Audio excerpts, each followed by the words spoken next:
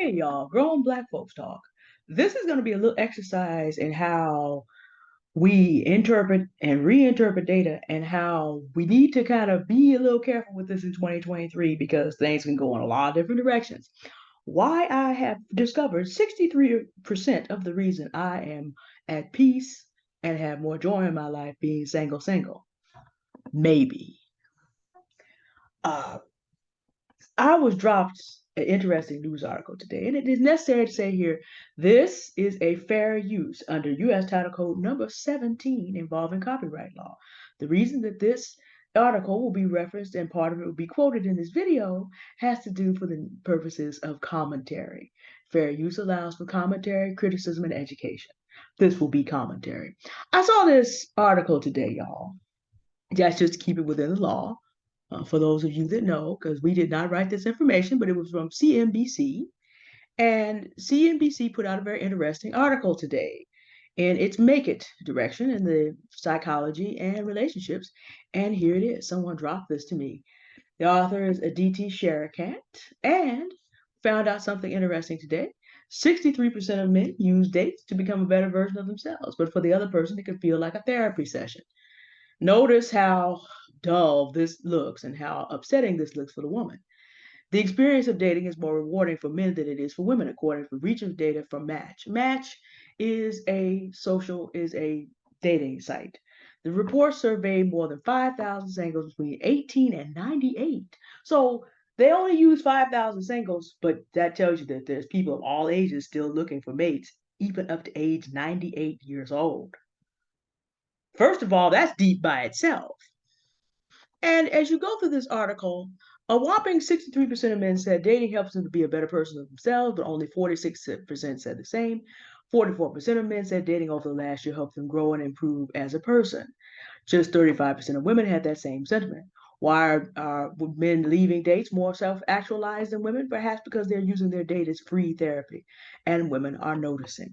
Now, I will link to this article for those of you who want to read the rest of it. But I'll just walk you through how this worked in my own mind.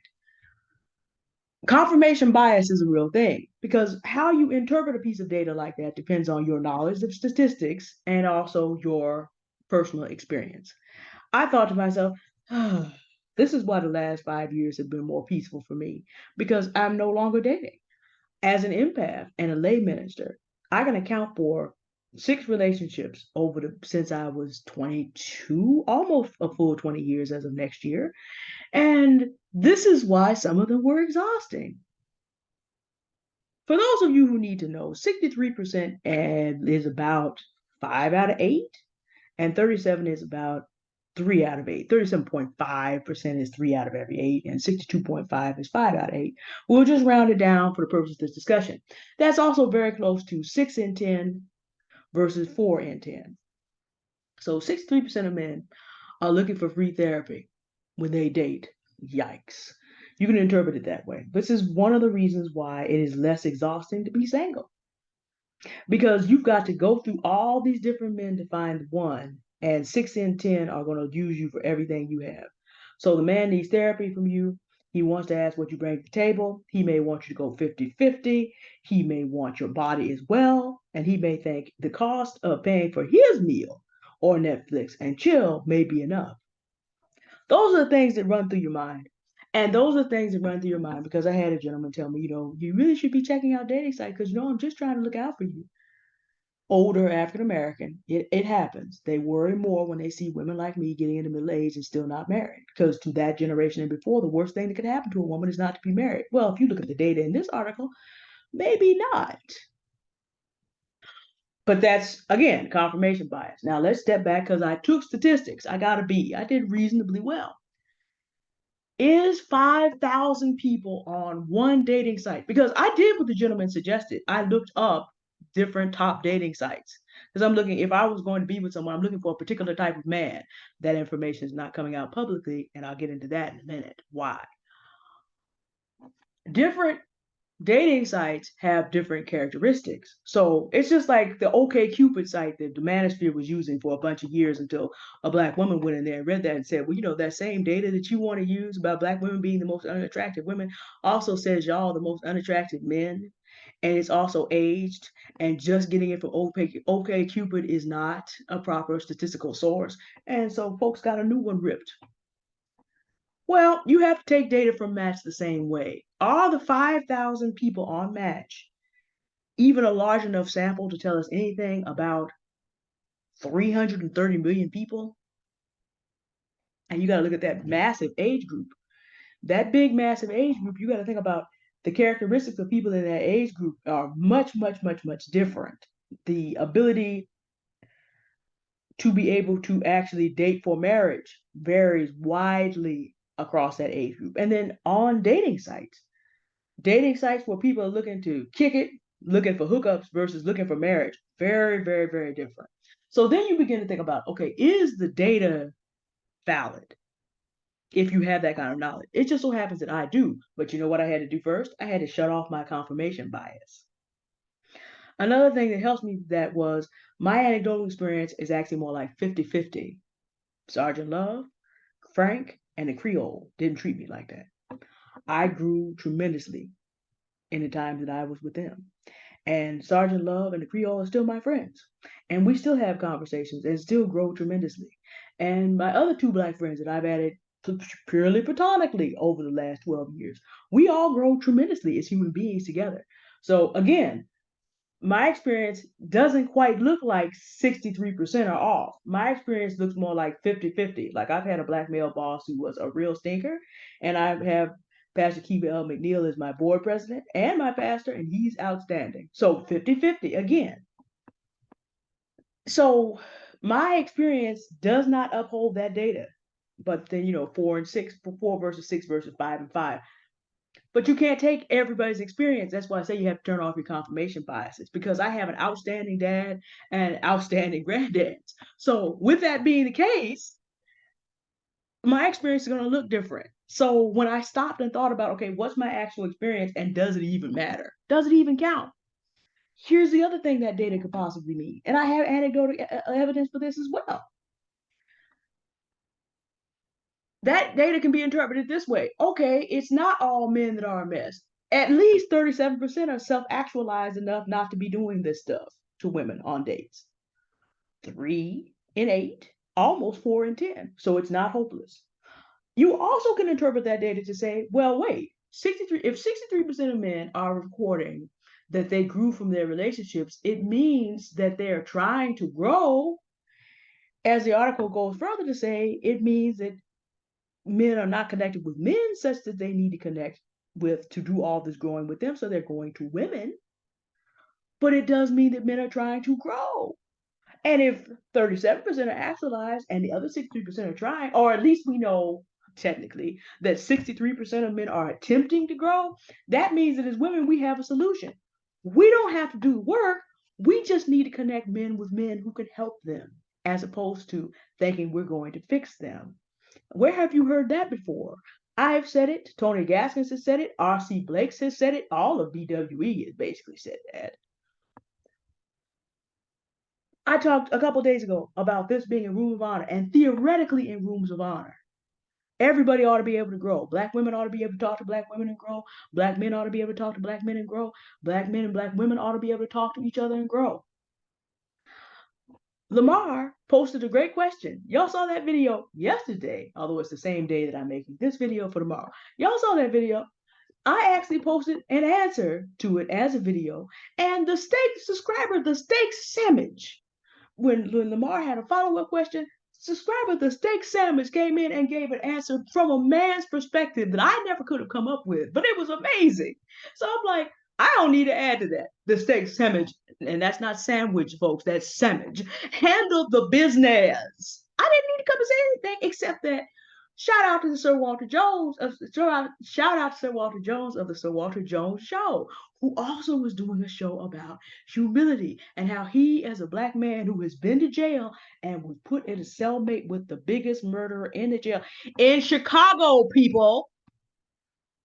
talked about how humility has allowed him to get through being broke, not having a place to live, not having things to eat, in and out of going through his stages of doing the things that black women complain about black men doing, going through those stages, going through marriage, going into and out of marriage, in and out of jail, and how the practice of humility that he gained as a foundation from his Christian faith allowed him to continue to elevate, because when you are humble, it keeps you out of situations you cannot get out of without being humiliated, and it also allows the Lord to show you divine favor.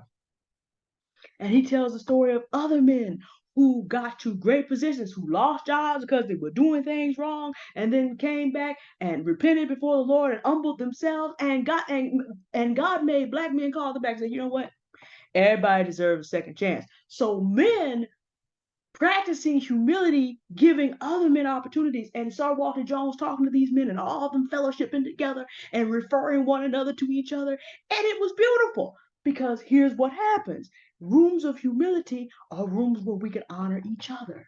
There are also rooms where the things that are broken can be fixed. Because if 63% of men are trying to grow, and those men can be connected to men who are able to help them, then the other thing I said would happen in rooms where it can happen. Then healthy relationships, working relationships, collaborations, friendships. Marriage is gonna be tough though, because we're gonna go back to what that data says. If 63% of men are still trying to self-actualize, that means those 63% are not ready for marriage. At least not on Match. You might want to move on up a little higher. But because I'm single, I'm not sharing that research with you, because I just started. And I'm not looking seriously. So I can't talk about that with any authority. But apparently, from having taken this challenge from this older black friend of mine, having looked around, I'm like, oh, there is a difference. I don't know enough about that yet to be able to say anything, but at least on Match, 63% of the men ain't ready. It is what it is. I'm sure that those of you who are black women will come here with plenty of anecdotal evidence about the men in your life that were not ready. I can give you 50-50, but you notice I didn't mention the names of the men that weren't, because this is a room of honor. It is not a room of dishonor. And see, because they are no longer hurting me and I am no longer hurting them. One, two, I only know what one of them is doing now. And that was an exceptionally complex situation. That's an exceptionally complex situation. But the other two, I don't know what they're doing. I don't worry about them anymore. Why? Because that's done. I don't have any need to bring that up anymore. And that's the other thing. Okay, 63% of men are self-actualizing, at least on Match. Okay, then all you got to worry about is get actualized and go find a member of the 37. Because, like I said, if you interpret that data in that way, 63% of men are just using dates for free therapy. It means that 37% are not, which means it's not hopeless. That same article also says that women are seeking therapy more often. So, guess what? The 37% of men who are self actualized matches up nicely with 22% of women that are getting therapy. That means, if we take that data that way, that there are more men looking for women who are healed than there are women looking for men. But because there are more women than men, that number matches up nicely. Tony Gaskin said something very interesting several years ago. He said eventually what's going to happen is the men and women who are interested in growing will be eligible and will find each other. And the men and women who are not interested in growing will continue to be in a mess. And that's how that's going to be.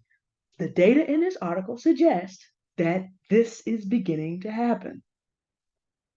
Now, again, we have a sample of 5,000 people from ages 18 to 98 on one dating site, and every dating site deals with a different clientele.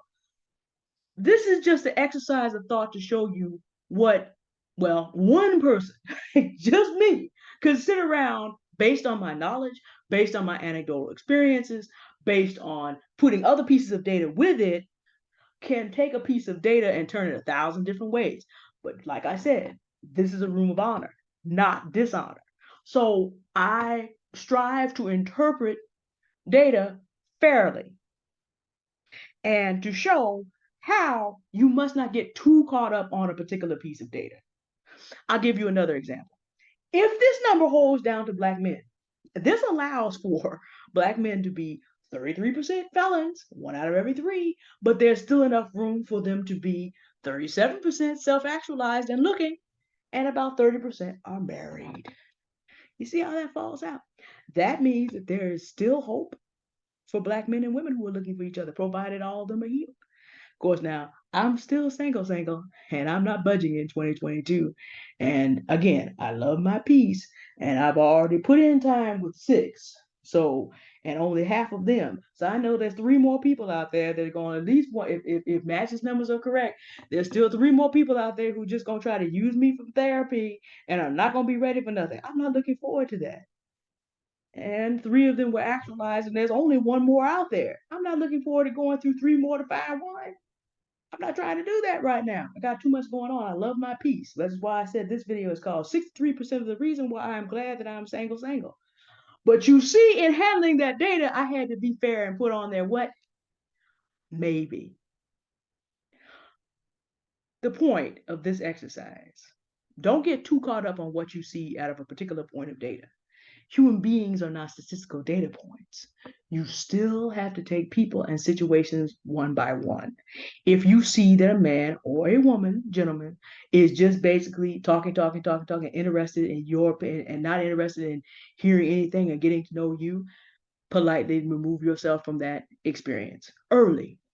It's a red flag. Nobody should sit up and talk at you like you're watching me on a YouTube video. It should be a mutual conversation.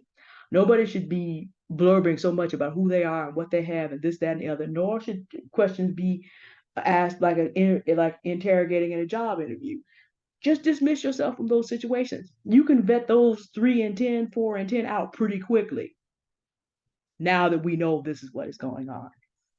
So, if you're sitting with a man and he wants to use you for therapy, half of a meal, and sex, now you know. That man is about him. He's not about you. He's not ready. You don't have to be mad. Walk on. 3 and 10, about 4 and 10, 3 and 8 are, according to that same data. Don't let your confirmation biases run you off the table with any set of data, because we've seen here, data can be interpreted in many different ways. We're working with human beings. And when you're working with human beings, you must be strict with yourself. You know what's out there. You gotta have to deal with that reality. That's a very high number. But it does not mean, if you stop for a minute and look, that all hope is lost. It just means that something to look out for. But again, it doesn't mean all hope is lost. It means that you have to treat people fairly as individuals, because 4 times out of 10 or 3 times out of 8, you will meet someone, at least according to that data, that will do the same for you. All right, this is a fun little exercise. We don't normally look at news articles, but I just thought that was instructive on how different groups of people sometimes get off the rails looking at different data, and how maybe we don't have to if we just stop and consider a little bit more with a mind of being honorable and fair. All right, y'all have a good day now. Thank you for going to the Outer Limits with me and for listening. Goodbye.